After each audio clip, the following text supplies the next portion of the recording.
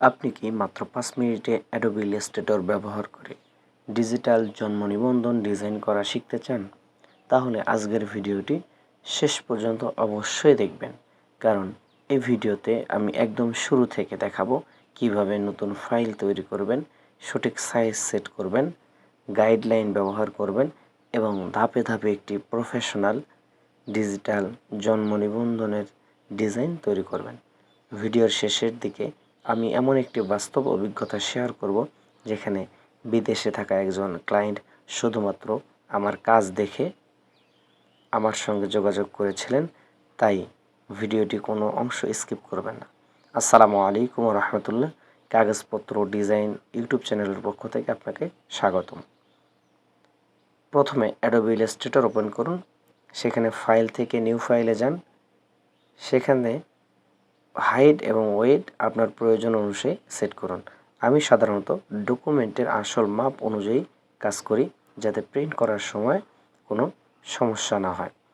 Unit থেকে pixel অথবা millimetre ব্যবহার করতে পারেন।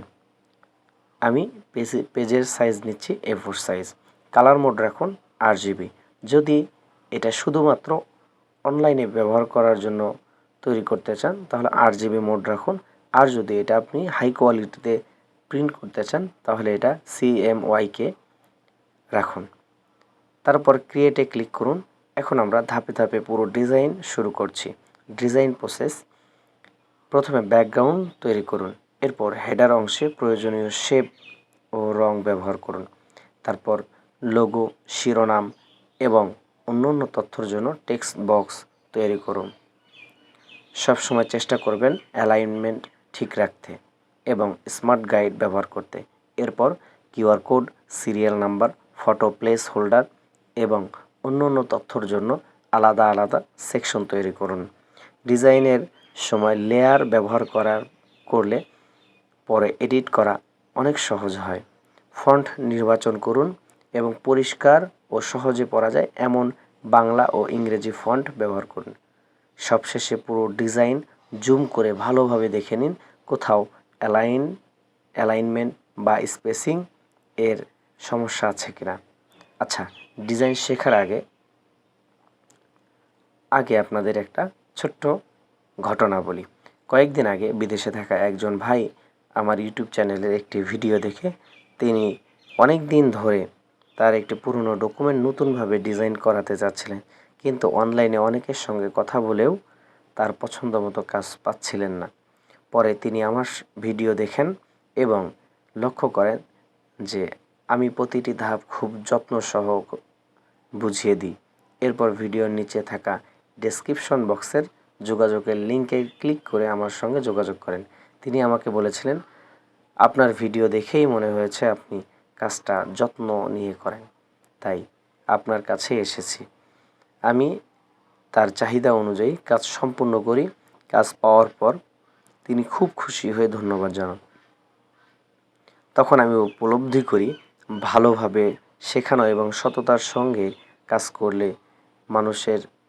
মানুষ দেশের ভিতর থেকেই নয়, বিদেশ থেকেও বিশ্বাস করে যোগাযোগ করে। আপনি আমাদের সাথে কিভাবে যোগাযোগ করবেন এবং কিভাবে একটি অর্ডার কনফার্ম করবেন, কি কি ডকুমেন্ট পাঠাতে হবে, সেগুলো হলো: আপনার কাছে যদি কোনো পুরনো ডকুমেন্ট থাকে অথবা কোনো ডকুমেন্ট নতুনভাবে ডিজাইন করানোর প্রয়োজন হয়, তাহলে ভিডিওর নিচে থাকা ডেসক্রিপশন বক্সের যোগাযোগের লিঙ্কে ক্লিক করে আমার সঙ্গে যোগাযোগ করতে পারেন। এখন চলুন আবার আমরা কাজের দিকে ফিরে যাই। আমি মূলত দেশি ও বিদেশি বিভিন্ন ক্লায়েন্টের সাথে কাজ করি, বিভিন্ন ধরনের ডকুমেন্ট ডিজাইন নিয়ে কাজ করে থাকি। তো বন্ধুরা, যদি আপনার কোনো ধরনের ডকুমেন্ট ডিজাইন করা প্রয়োজন হয় তাহলে আর দেরি না করে এখনই যোগাযোগ করুন। ভিডিওটি যদি আপনার কাছে ভালো লেগে থাকে তাহলে অবশ্যই একটি লাইক দিন, চ্যানেলটি সাবস্ক্রাইব করুন এবং বেল আইকনটি অন করে রাখুন, যাতে নেক্সট ভিডিও আপলোড করার সাথে সাথেই আপনার কাছে নোটিফিকেশন চলে যায়। কমেন্টে জানাবেন পরবর্তী ভিডিওতে কোন ডকুমেন্টের ডিজাইন টিউটোরিয়াল দেখতে চান। সবাই ভালো থাকবেন, সুস্থ থাকবেন। কাগজপত্র ডিজাইন ইউটিউব চ্যানেলের সঙ্গেই থাকুন। আসসালামু আলাইকুম রহমতুল্লাহ।